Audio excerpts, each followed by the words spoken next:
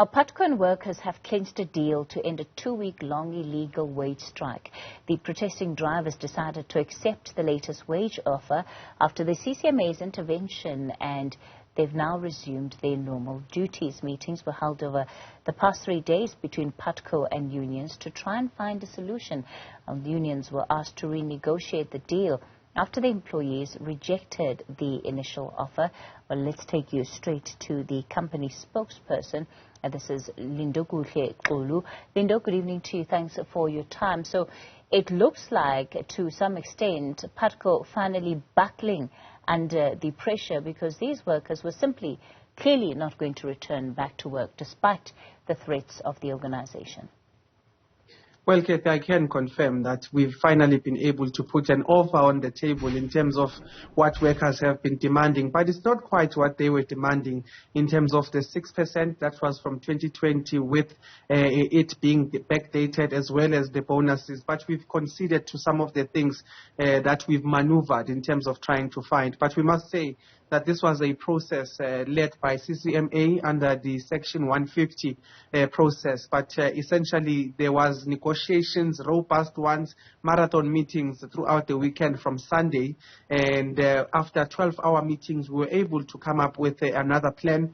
But this, for us, was not necessarily saying that we were just, hard-headed in terms of not trying to come up with this solution better or sooner. But it was, in fact, in terms of trying to look at our books and trying to maneuver in each and every possible way we could. And we finally brought an offer. It was considered by the workers through their unions, and they have been able to sign it at around 5 p.m. today. We are happy because this means that about 150,000 commuters that have been left stranded will now be able at least to find ways in which they can get to their respective destinations, homes and schools. And we've been getting a lot of messages saying that they appreciate that they are already seeing the service coming back to them. Why could the maneuvering that you were able to do at the 11th hour not take place when these negotiations were underway, before the strike became as protracted as it did? We also had, of course, a protest that had been taking place, sometimes them taking on an even violent nature.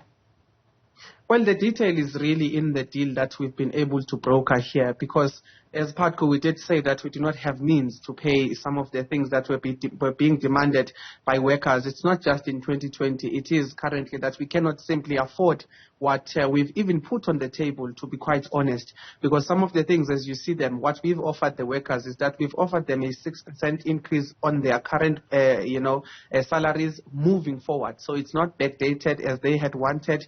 And we've also offered them a once-off 5,000 rand payment, and that is to be split in two, now in October, and another installment will come in February. We've also offered them their bonuses from 2020, but these will only be paid in a period of 12 months that will start in February. So you can see that we were really trying to scramble and trying to find means in which we can respond to the demands. But in a manner in which we put all of these things, you can already see that we simply cannot afford it. Our cash flow doesn't allow it. But at the end of the day, we were faced with a crisis, and we've had to dig deeper. And I must say that it was through the 3 commissioners that were sent by CCMA that we were able to even maneuver such a deal. But nonetheless, this does not mean that we've always had the money. It means that we ourselves are going to struggle with some of the things, including operational costs. But at the end of the day, we had to do something to bring this to an end, which was an illegal strike, but it was impeding really in terms of people's rights to be able to go to their respective destinations. And the mandate that we have from government is one that needed to be fulfilled, and that is why we had compromised into such a position. But if you look at how these things are spread out, you can already see that it is in fact out of that maneuvering that I mentioned that we're even able to offer this on, and we're even able to try and pay it according to how we've spread it as a company. One of the reasons why commuters choose Putco as a mode of transport, it's due to its affordability when compared with what else is in the market. Is this going to change? Ultimately, you're going to have to find a way of recovering some of these costs. Look, we are not necessarily looking to recover costs ourselves as a company. We've absorbed a lot of costs that would have otherwise been directed to commuters. You know that when there are increments in terms of whatever it is, whether food, whether fuel, or anything like that, other modes of transport would then pass the buck to the commuter by just instantaneously announcing fare increases. But we as Putco have not necessarily been ones to tend to the commuter for cushioning this. We've always turned to government in terms of trying to find ways in which we can mitigate against the cost. So there's no ways that we will be looking to the commuter, because they've already told us that they cannot afford any escalation whatsoever in the fare increase. You remember that the past couple of months we've had that particular protest by the passengers themselves, essentially saying that they are not going to allow us to actually have a fare related increase. So that goes to show that our passengers do not have anything. They depend on us as an affordable and alternative way of traveling. So there's no ways we can do that. For ourselves, it's just looking within. It's just looking at what we can maneuver. And that's what becomes the difficulty of Putco in terms of revenue generation, because many things we can't do as other transports would do, because we know that we serve the poorest of the poor. We serve people that really need us. And that is why we've had so many people saying they simply cannot afford alternative means of transport. They want Putco back, and this is what we had to do to get to that point where we were saying we're operating, but there's little options for us in terms of what we can do as far as revenue collection is concerned, except just to look inwards and try to be creative in the manner in which we can actually make some money at this stage. Is it back to business as usual tomorrow?